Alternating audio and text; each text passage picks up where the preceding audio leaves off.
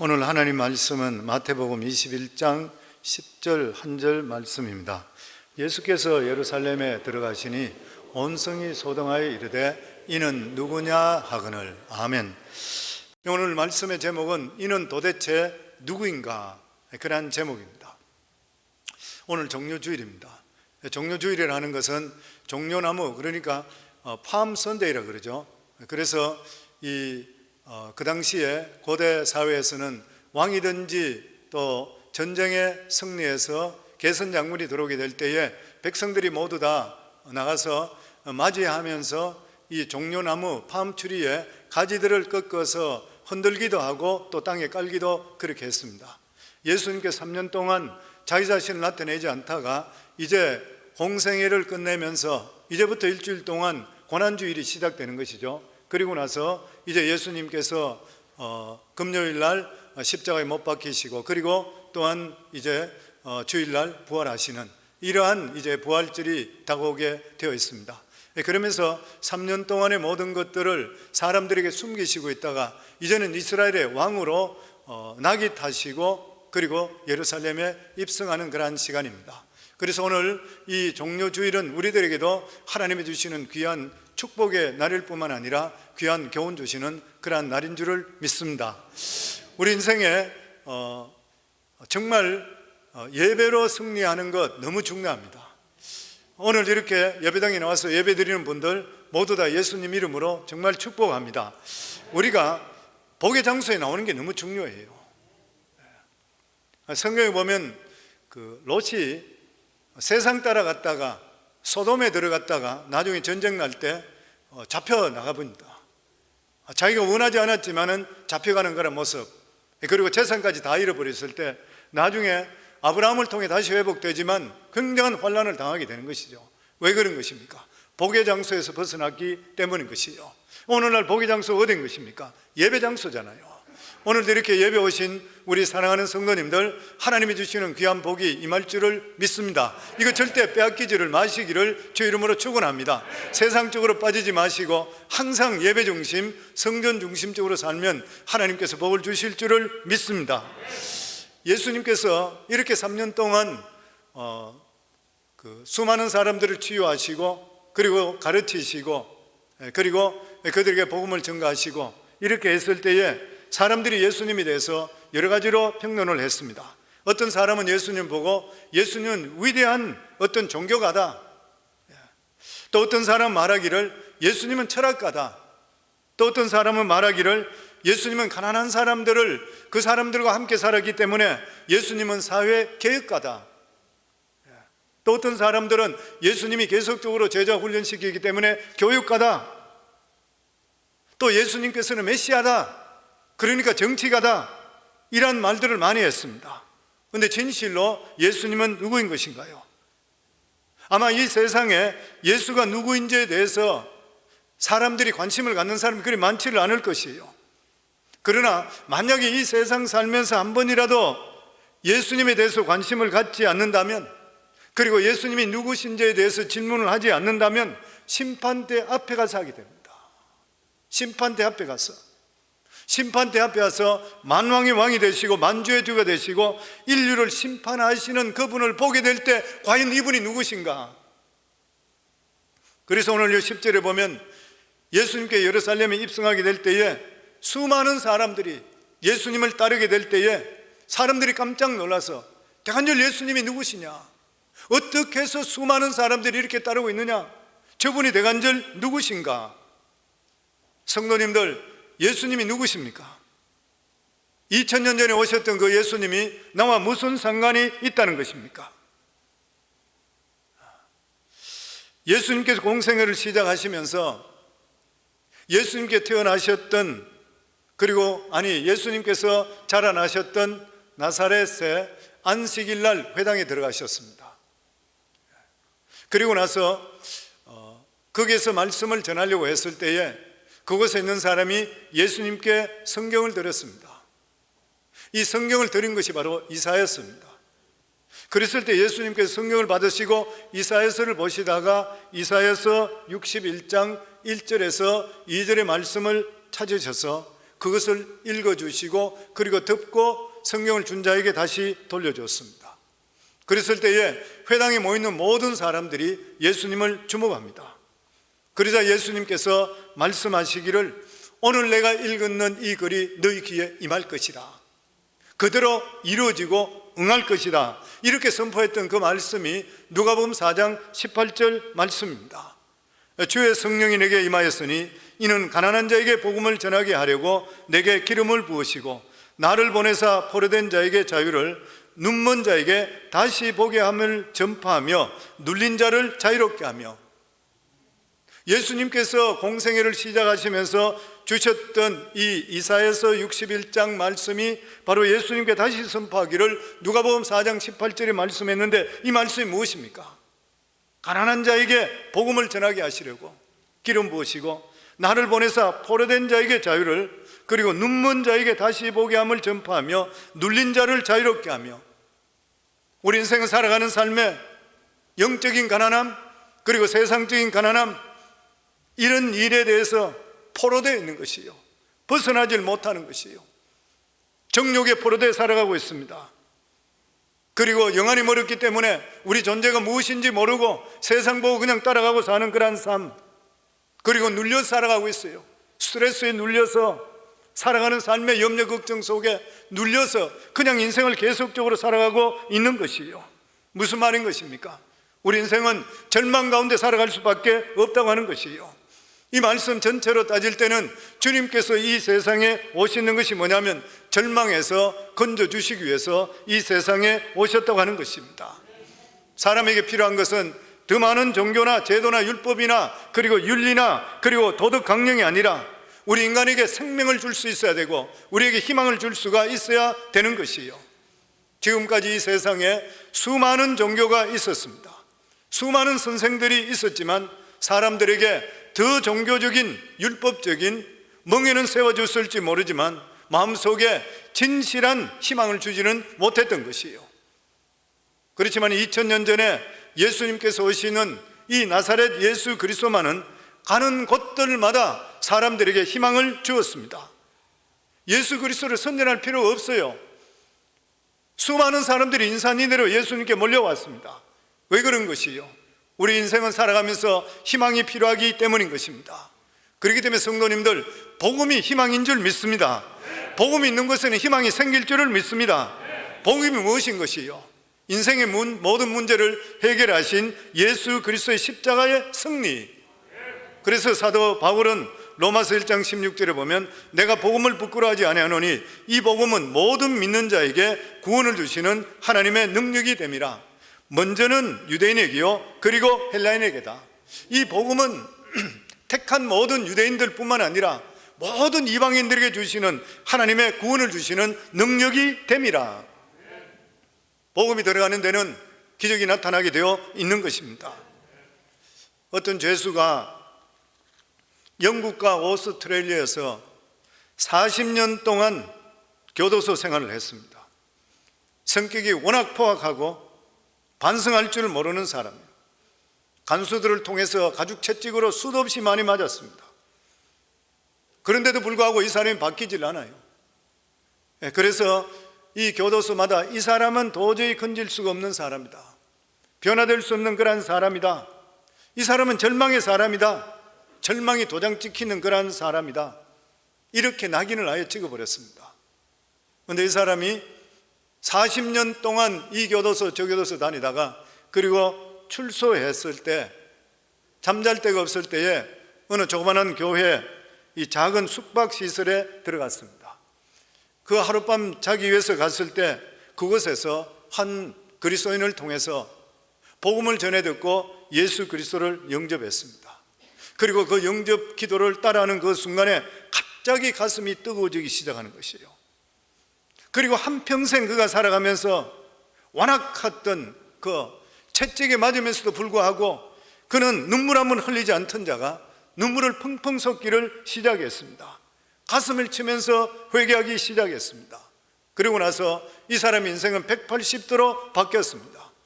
그리고 18년 동안 충성스럽게 교회에 헌신하고 봉사하는 그러한 귀한 존재가 되었습니다. 그러면서 자신의 존재에 대해서 내가 어떻게 변화되었는가에 대해서 그는 이렇게 고백했습니다.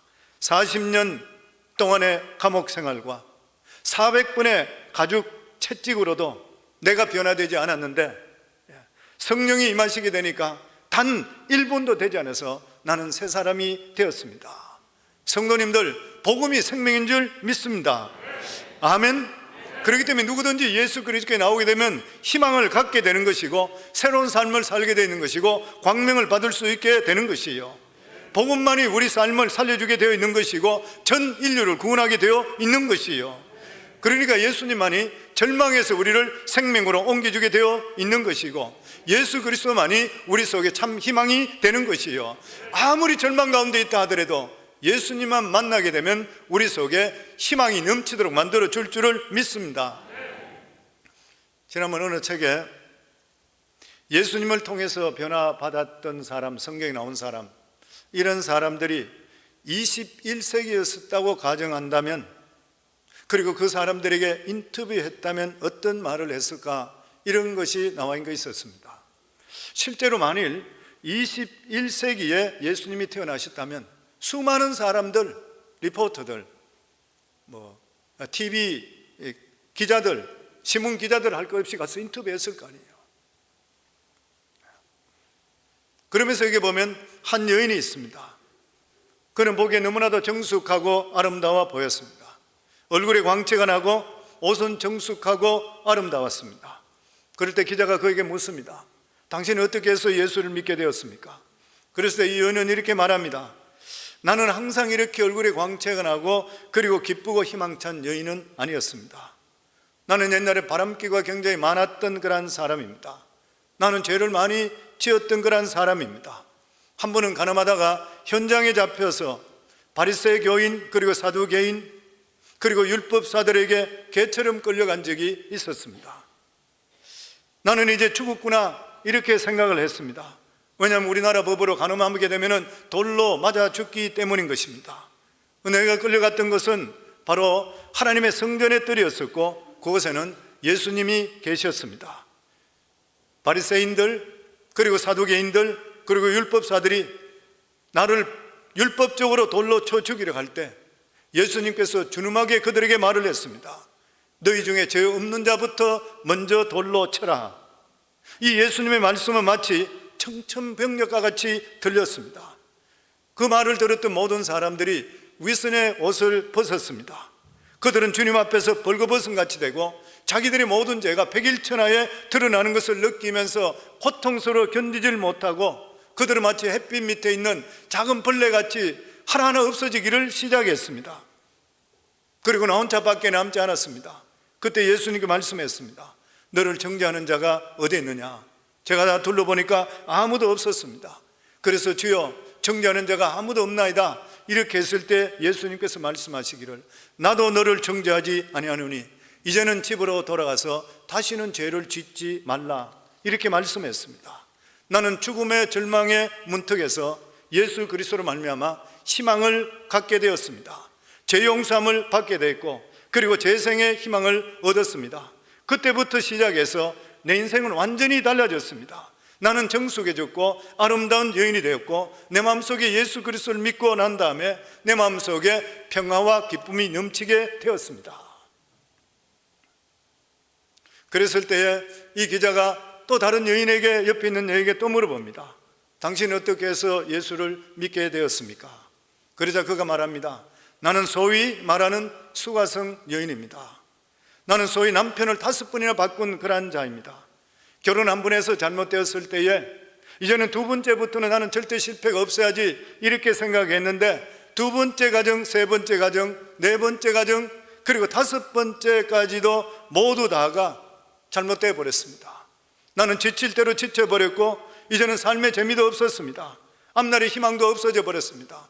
지금 내가 살고 있는 6번째 남자는 그냥 될 대로 되라 생각하고 같이 살고 있습니다. 사람도 만나기 싫어졌습니다. 사람들이, 동네 사람들이 나를 보면 손가락질하는 것을 느낍니다. 나쁜 여자, 잘못된 사람, 이렇게 나를 항상 손가락질한다는 것을 계속적으로 제가 느꼈습니다. 그러다가 대낮에 사람들을 피해서 물 깃는 우물가에 갔다가 예수님을 만났습니다. 그런데 예수님을 만났을 때 이 예수님께서는 나를 나쁜 여자, 문란한 여자, 음란한 여자, 죄 많은 여자라고 말씀하지 않았습니다. 예수님은 진실로 나에게 사는 의미가 무엇인지 보여주었습니다. 예수께서 바로 나에게 구세자가 되시고 예수를 믿자 말자 하나님의 임재하심을 제가 느끼게 되었습니다. 하나님의 임재하심이 내 속에 들어자마자 말할 수 없는 기쁨이 나에게 솟기를 시작했습니다. 마치 시편 기자가 고백한 것과 마찬가지로 하나님 앞에서 기쁨이 충만하고 그 우편에는 즐거움이 있다는 그것이 내 속에 넘치기를 시작했습니다. 평강이 내 강물같이 넘치기를 시작했습니다. 나는 물동이를 버려두고 그 길로 바로 동네로 뛰어들어갔습니다. 그리고 와보라, 이분이 구세주가 아닌가 전도했고 수많은 사람들이 내 말을 따라와서 예수를 믿고 똑같이 변화되기 시작했습니다. 그 이후에 나는 생애가 완전히 변화되었습니다.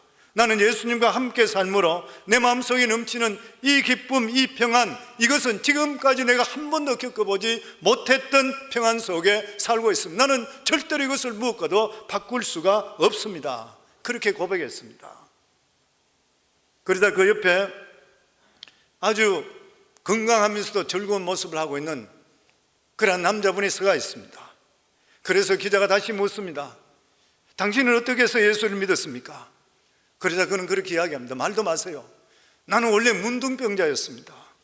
내가 문둥병에 걸리자 가정에서 쫓겨나게 되었고 처자들을 볼 수 없게 되었습니다. 나는 사람들이 거의 드묻는 산이나 들에 살았습니다. 우막을 치고 살았고 토굴 속에 살았습니다.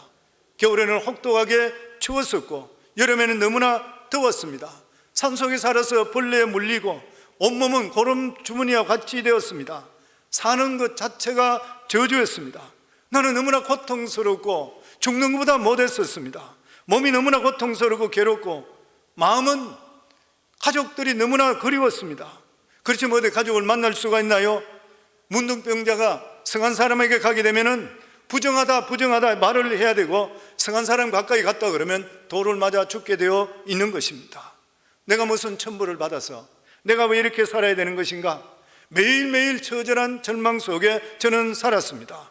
그런데 소문에 듣기에 예수가 사람을 살리고 문둥병을 치료해 준다는 이야기를 듣게 되었습니다. 그러던 어느 날 예수님께서 무리들과 함께 산에서 내려오는 것을 내가 보았습니다. 나는 이것이 하나님께 주시는 천재 일우의 기회라는 것을 내가 깨닫게 되고 이제는 내가 죽든지 살든지 사생결단하고 예수님을 만나기로 작정했습니다. 내가 이 모습 이대로 그냥 살아봐서 무엇을 하겠습니까? 그래서 담대하게 사람들 속으로 뛰어 들어갔습니다.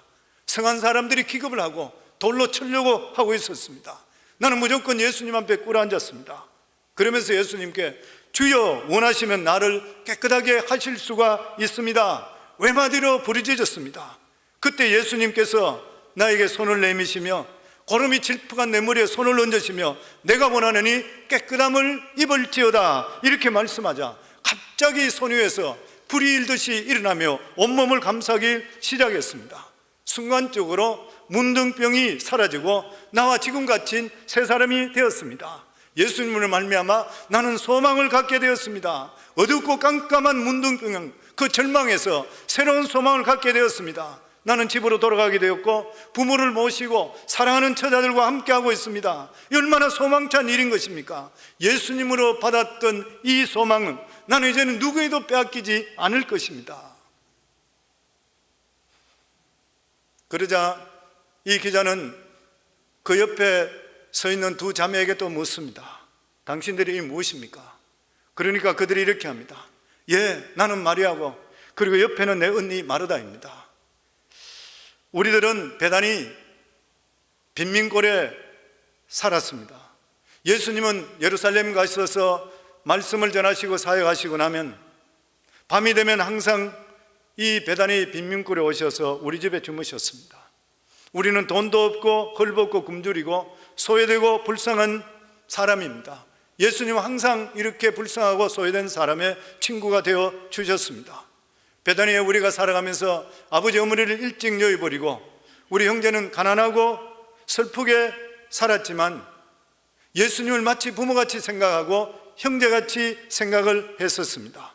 근데 한 번은 예수님께서 요단 건너편에 계실 때에 우리 오라버니가 병들어 갑자기 죽어버렸습니다.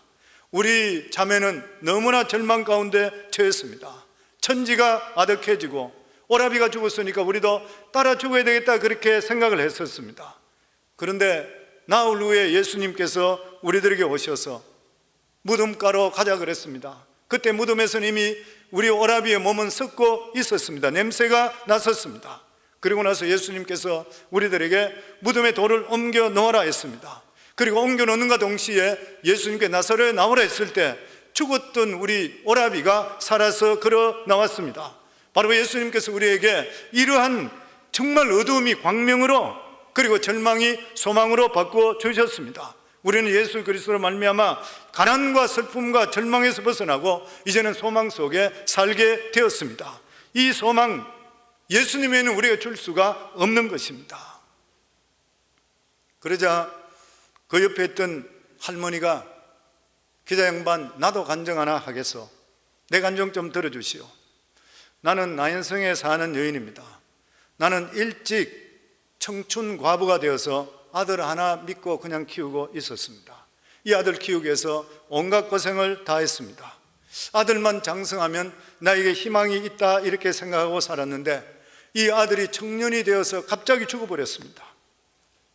이 아들이 자라나서 나에게 기둥이 될 것이라 생각했는데 갑자기 죽어버리게 되니까 나에게 소망이 없어졌습니다. 이 아들을 죽어서 관에 엮고 상녀가 나가는 그날, 나는 아들과 같이 죽기로 결심을 했습니다. 아들을 땅에 파묻힐 때에 나도 그것에 뛰어들어서 같이 죽으려고 생각을 했었습니다. 그래서 나는 상녀 뒤에 따라가면서 대성통곡하면서 울부짖고 따라가고 있는데 그때 마침 예수님께서 보시다가 상녀로 오셨습니다. 그리고 상녀를 멈추게 한 후에 관뚜껑을 여시고 이미 죽어서 사늘해진 내 아들의 손을 잡으면서 청년아 일어나라 했을 때에 청년이 살아서 일어났습니다. 갑자기 내 아들이 생기가 나고 몸이 건강해지기 시작하고 갑자기 이 아들이, 죽었던 자가 살아났습니다. 그리고 이 아들이 살아나고 그때부터 이 아들이 나에게 효도하고, 그리고 나는 이 아들을 의지하고 지금 살아가고 있습니다. 어둡고 캄캄한 절망에서 예수 그리스도로 말미암아 내가 참 소망을 갖게 되었습니다. 그렇기 때문에 어찌 내가 예수 그리스도를 경배하지 않고 살아갈 수가 있겠습니까? 오늘 여기 말씀을 다 들었습니다. 예수 만나는 그런 사람, 한 사람 한 사람 다 이야기가 누구도 종교를 믿는다 말을 한 적이 없는 것이요, 나는 종교를 믿었다 간증한 사람이 하나도 없습니다. 새로운 율법을 얻었다고 간증한 사람도 없어요. 아름다운 의식을 어떤 치렀다는 말도 없는 것입니다. 모두 다 예수 그리스도가 가까운 자마다 인간이 경험할 수 없는 슬픔과 절망에서 예수 그리스도를 통해 참 소망을 갖게 되었는 것이요. 그래서 성경에 보면은 예수 그리스도는 어제나 오늘이나 영원토록 동일하시다 그랬어요. 예수님은 2000년 전에 역사하셨던 예수님은 오늘 이 자리에 살아 계시는 것이에요. 어제나 오늘이나 영원토록 동일하신 하나님이 이 자리에 와 계시는 것이에요. 오늘도 예수님께서는 이러한 희망의 손길을 우리들에게 베풀기를 원하고 계시는 것이에요. 그래서 예수님도 오늘도 말씀하십니다. 볼지어다 내가 문 밖에 서서 두드리노니 누구든지 내 음성을 듣고 문을 열면 내가 그에게로 들어가 그와 더불어 먹고 그는 나와 더불어 먹으리라. 아멘.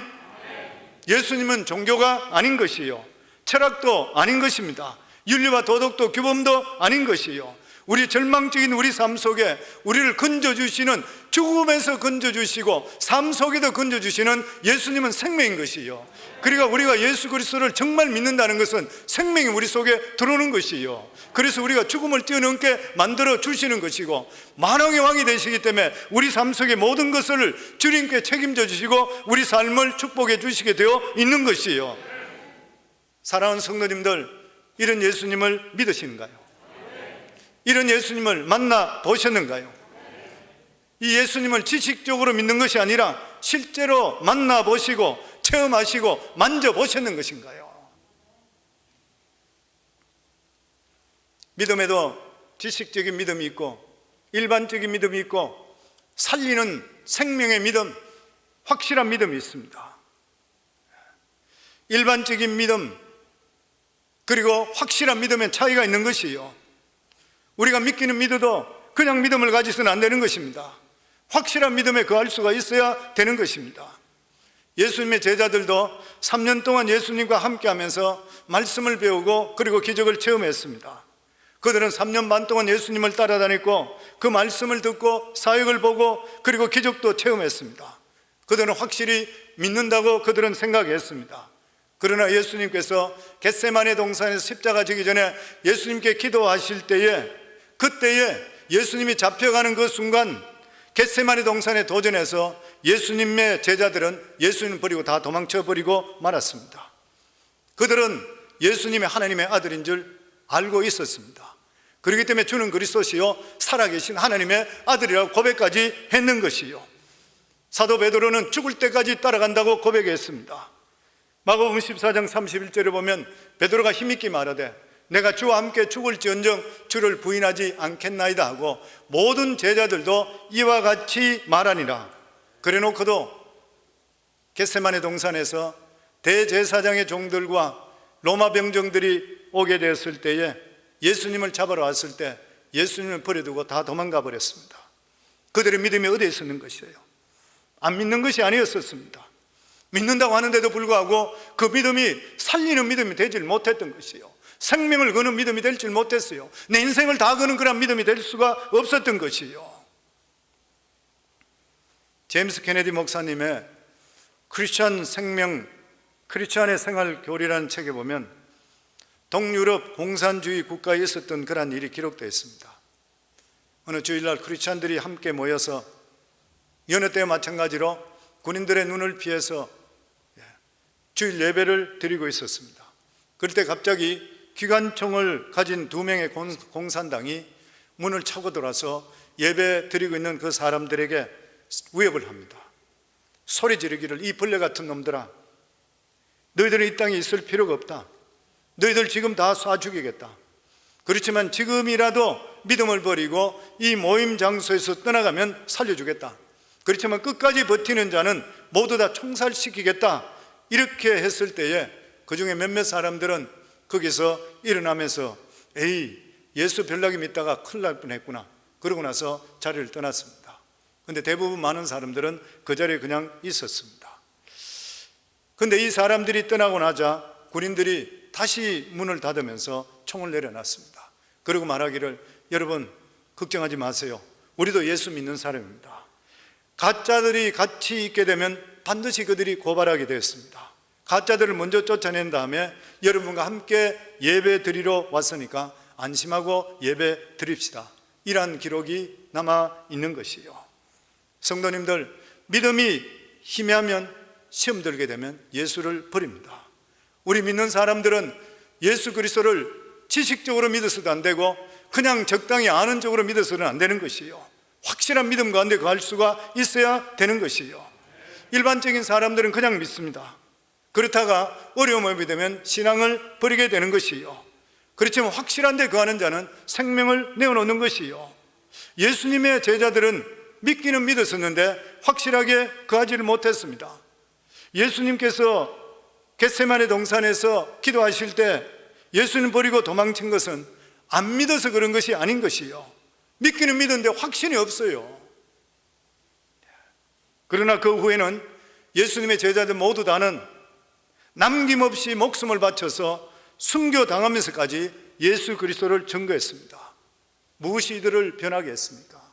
무엇이 그들을 일반적인 믿는 자에서 확실한 믿음, 생명을 거는 믿음으로 변화되는 것이요, 예수님에 대해서 누구신지 실상으로 알게 되는 것이요, 예수님이 진짜 누군지 알게 됐던 것이요, 확실한 지식을 갖게 되었던 것이요. 그들은 겟세마네 동산에서 도망치면서 보니까 예수님이 병정에 잡혀서 끌려갑니다. 자기들이 볼 때는 암담한 것이요, 이제는 끝났다 생각했습니다. 그들의 스승이요, 그리고 구주 예수 그리스도는 또 뿐만 아니라 십자가에 못 박혀 죽는 것을 그들은 보았습니다. 자기들의 모든 것이 끝났다 이렇게 생각했습니다. 예수님이 죽어서 무덤에 들어가는 것을 보았습니다. 확실하게 보았던 것이요, 이제는 예수님의 시절은 끝났다 이렇게 생각했습니다. 왜냐하면 예수님께서 죽으시고 무덤에 확실히 들어갔기 때문에 결코 그것은 거짓이 될 수가 없어요. 확실하게 죽으시는 것이요. 그런데 사흘 후에 예수님께서 부활하셔서 제자들 가운데 나타났습니다. 어안이 벙벙했던 것이 어떻게 죽은 분이 살아날 수가 있는 것인가? 예수님께서 그들의 모임이 오셔서 대화도 함께 하시고 생선도 함께 잡수시고, 또 예수님께서 게네사렛 바다에서 음식도 준비하고 그리고 빵도 굽고 생선도 구워서 주시면서 함께 식사를 했습니다. 분명히 예수님께서는 십자가에 죽으시고 분명히 장사되고 무덤에 들어가는 거 자기 눈으로 봤는데, 예수님께 부활하셔서 동해 번쩍 서해 번쩍 그들 앞에 나타난 것을 분명히 보았던 것이요. 그리고 그들 앞에서 40일 후에 예수님이 승천하면서 산으로 올라가십니다. 그리고 너희가 본 대로 다시 내가 임할 것이라 이렇게 말씀했습니다.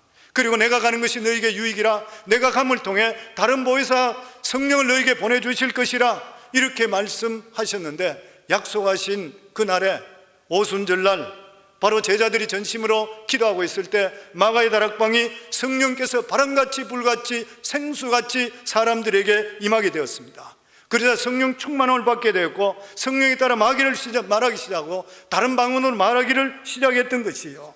그러니까 이들은 지금까지 가지고 있던 그 일반적인 믿음에서 확신을 갖게 되는 것이요, 눈으로 보게 됐어요. 실제적으로 손으로 만지게 되었어요. 하나님의 살아계심을 체험하게 되었던 것이요. 그러니까 예수 믿으면 죽어도 살겠고 살아서 믿으면 영원히 죽지 않는 것이구나. 예수님 말씀하신, 예수께서 이르시되 나는 부활이요, 우리 이것을 같이 한번 읽으세요. 같이 읽도록 하죠. 예수께 이르시되 나는 부활이요 생명이니 나를 믿는 자는 죽어도 살겠고 무릇 살아서 나를 믿는 자는 영원히 죽지 않으리니 이것을 내가 믿느냐. 이 말씀 이제는 확실히 믿게 되는 것이에요. 성도님 확실히 믿으시는가요? 우리가 살아있다가 죽어도 영원히 살고 죽어도 영원히 사는 것을 믿으시는가요? 너무나도 뚜렷하게 죽은 예수께서 살아나셔서 그들 가운데 계시다가 승천한 것을 보았기 때문에 이제는 그들이 걱정이 없는 것이에요. 살아도 좋고 죽어도 좋은 것이에요. 살아도 주님 것이고 죽어도 주의 것인 것이에요. 살아서 천당 가도 좋고 죽어도 천당 가도 좋은 것이에요. 너무나 예수 그리스도의 살아간 것이 확실한 것이에요. 그냥 믿는 것이 아니라 너무나 확신 속에 사는 것이에요. 그러자 사도들은 담대하게 말합니다. 사도행전 2장 22절에 24절입니다. 우리 같이 읽습니다. 이스라엘 사람들아 이 말을 들으라. 너희도 아는 바와 같이 하나님께서 나사렛 예수로 큰 권능과 기사와 표적을 너희 가운데 베푸사 너희 앞에서 그를 정언하셨느니라. 그가 하나님께 정하신 뜻과 미리 아신 대로 내준 바 되었거늘 너희가 법 없는 자들의 손을 빌려 못 박아 죽였으나 하나님께서 그를 사망의 고통에서 풀어 살리셨으니 이는 그가 사망에 매여 있을 수 없음이라. 눈으로 봤잖아요. 그러니까 담대하게 외치는 것이에요. 이 확신은 죽음조차도 초월하는 것이에요. 그러니까 죽음이 겁나질 않아요. 그러니까 자기들이 마음대로 담대하게 그들 앞에 서는 것이에요. 예수님께서 제자들에게 말씀하시기를 내가 너희를 위해 처소를 예비하러 가노니 가서 처소가 예비되면 다시 와서 너희들 나 있는 곳에 불러서 함께 하겠다는 이 말씀이 이제는 확신이 되는 거예요. 우리 삶에서 육신의 장막이 무너지면 걱정할 것이 무엇이 있나? 주님이 예비하신 영원한 천국에 내가 들어가신데 죽이고 싶으면 죽여봐라. 그러면서 예수 그리스도를 증거하는 것이에요. 이런 담대함이 우리가 있게 되는 것이에요. 보면 그러니까 사도행전 4장 18절에서 20절입니다. 같이 읽습니다. 그들을 불러 경고하여 도무지 예수 이름을 말하지 말고 가르치지도 말라 하니 베드로와 요한이 대답하여 이르되 하나님 앞에서 너희 말을 듣는 것이 하나님의 말씀을 듣는 것보다 옳은가 판단하라. 우리는 보고 들은 것을 말하지 아니할 수 없다 하니. 이게 우리 신앙이 되어야 돼요. 성도님들, 우리 삶 속에 내가 보고 들은 것, 내가 체험한 것, 이것을 내가 전하지 않고는 견딜 수 없다. 생명을 내놓는다 하더라도 내놓고 나서 나는 이것을 전가할 수밖에 없다. 왜 그러냐? 너무나 확실하기 때문에 그래요. 내가 받는 것, 내가 겪은 게 너무나 확실해요.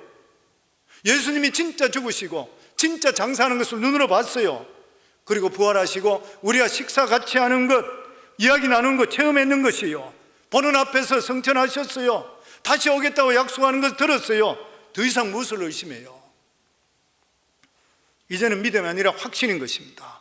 그래서 사도 바울은 사도행전 2장 24절에 이렇게 말씀합니다. 같이 읽습니다. 내가 달려갈 길과 주 예수께 받은 사명 곧 하나님의 은혜의 복음을 증언하는 일을 마치려면 나의 생명조차 조금 더 귀한 것으로 여기지 아니오리라.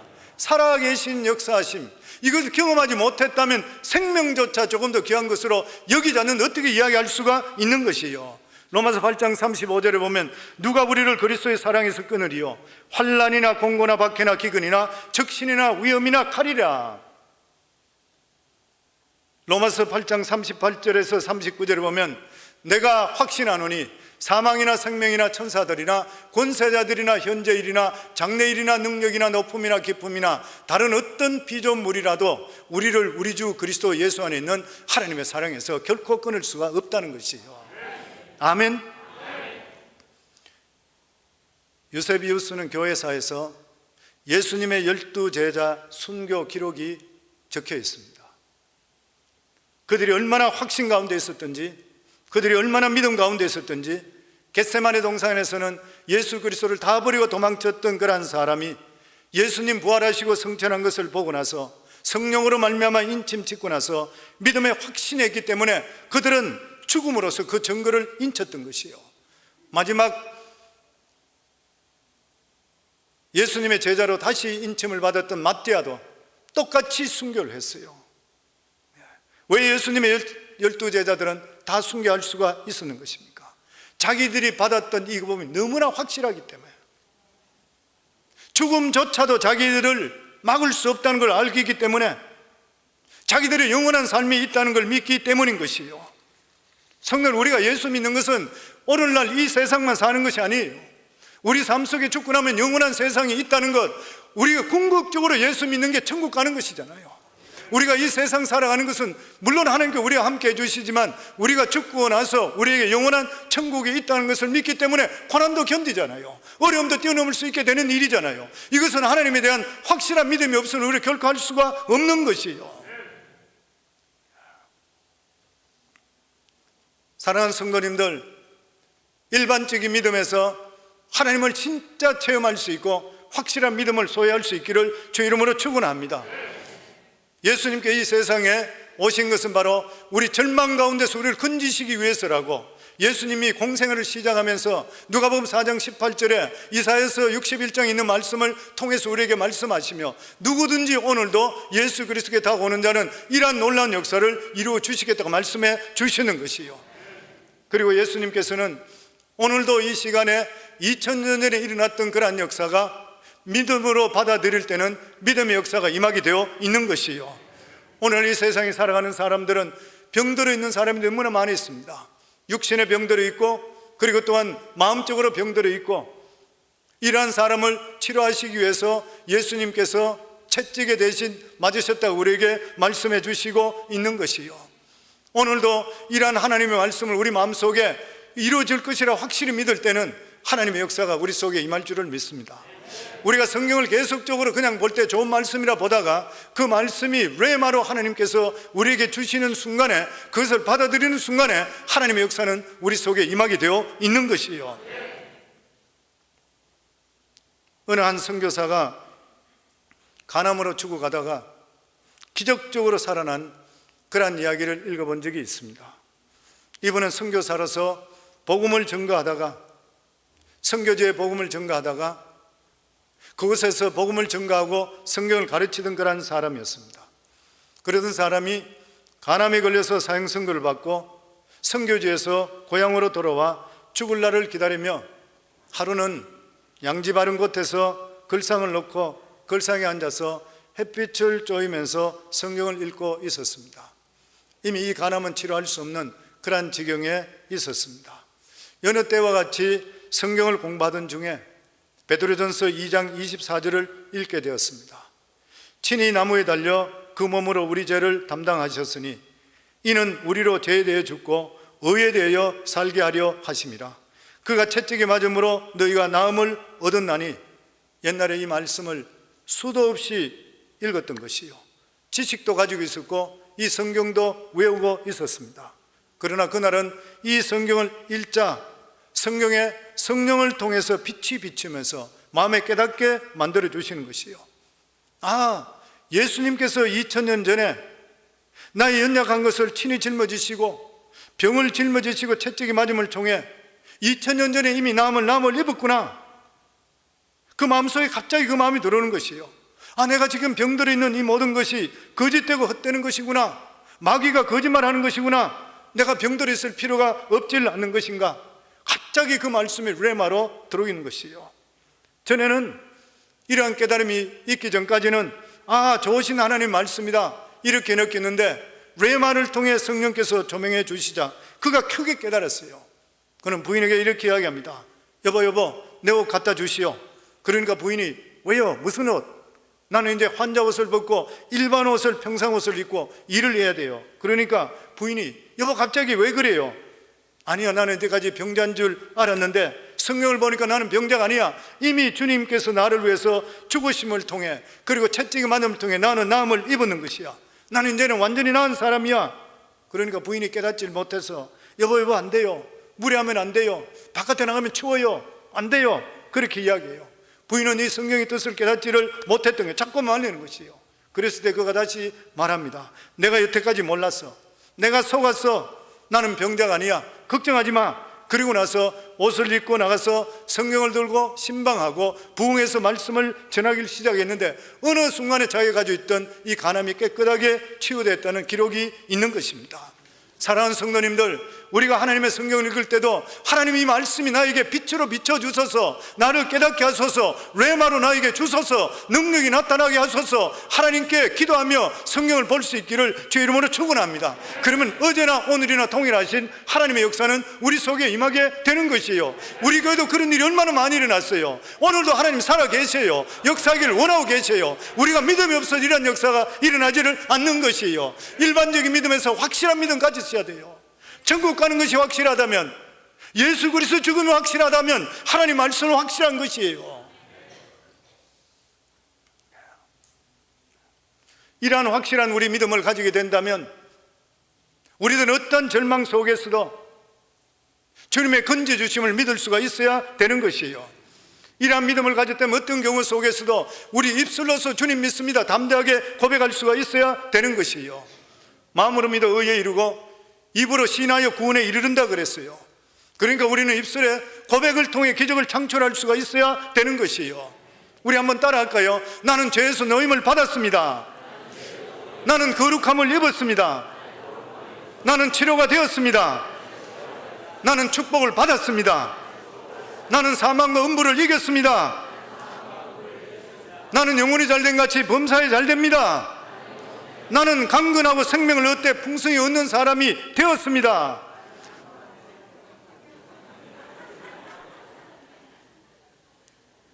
우물우물 지나가는, 나는 택함을 받은 사람입니다. 성도님들, 우리가 택함 받은 게 얼마나 감사해요. 정말 말할 수 없는 하나님 은혜. 우리 같은 자가 어떻게 택함 받아요? 우리 같은 자가 어떻게 위대하신 예수 그리스도를 내 구주로 영접하고 내 하나님, 나의 구주로 영접할 수 있어요? 우리가 얼마나 죄가 많아요. 우리가 영안이 떠이기 전까지는 모르지만 우리가 정말 영안이 떠이게 된다 그러면은 우리가 얼마나 추해요. 우리 같은 자를 하나님께서 건져주셨잖아요. 이걸 말할 수 없는 하나님의 은혜잖아요. 우리 같은 자를 왕같은 제사장 삼았대요. 거룩한 나라가 되었대요. 하나님의 거룩한 소유 백성이 되었다대요. 얼마나 귀한 일인 것이에요. 이미 예수 그리스도만만 구원받아서 우리의 이름은 생명록이 천국에 기록되어 있는 것이에요. 그러니까 우리가 이 세상에 살아갈 때 담대하게 살 수가 있어야 되는 것이에요. 그리고 우리가 확신을 가지고 살아가야 돼요. 오늘날 수많은 사람들이 예수 그리스도를 안다고 대답합니다. 예수님은 이런 사람입니다. 나는 수십 년 동안 교회 다녔습니다. 우리 부모님이 목회자입니다. 장로입니다.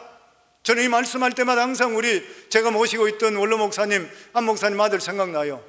안재호 목사 아들, 마약 딜러 하다가 나중에 성령 받고 완전히 뒤집어졌던 아들. 근데 그러기 전까지 목회자 침례교, 골수 침례교 아들로서 수십 년 동안 목회했던 목회자 아들로서 버스를 타는데 옆에 있는 청년이 그에게 그렇게 이야기했다 그러죠. 예수 믿느냐 그러길래 그 말은 못하고, 우리 아버지가 침례교 목사다, 교회 협의 회장이 했다. 그러니까 너 아버지 묻는 것이 아니라 네가 예수 믿고 구원받았냐. 모태신앙으로 태어난데도 불구하고 예수님이 실제적으로 자기에게 주인이 되지를 못했고 구세주가 되지를 못했던 것이에요. 거기서 너무나 충격받게 되고, 그리고 나서 길 가다가 어느 곳에 들어가서 집회하는데 미국 교회에 들어갔더니만 거기서 집회하면서 들어보는 순간에 환상이 보이면서 천사가 그를 이끌고 가며 자기가 추종했던 이러한 마약 딜러, 그리고 나서 락 뮤직 이런 데 뒤에서 마약하고 혼음하고 더러운 거, 사탄이 있는 이런 모습들 다 보여주면서 인생이 완전히 바뀌게 되어버렸잖아요. 성도님들, 예수님을 아는 것으로는 충분찮아요. 예수님의 제자들도 예수님을 3년 동안 알았어요. 입으로 주는 그리스도시요 살아계신 하나님의 아들이라 고백했어요. 그럼에도 불구하고 그들은 시험이 오고 어려움이 왔을 때 다 도망쳐 버렸습니다. 저는 우리 성광교회 성도님 모두 다가 성령의 능력을 받음을 통해서 확신한 믿음을 가지시고 예수 그리스도의 제자들이 순교한 것 같은 이러한 죽으면 죽으리라 이러한 믿음을 가지시고 인생을 살아가서 정말 복된 삶, 그리고 복된 신앙생활, 하나님의 능력이 임할 수 있는 것을 체험하며 살아갈 수 있는 살아있는 신앙이 될 수 있기를 주의 이름으로 축원합니다.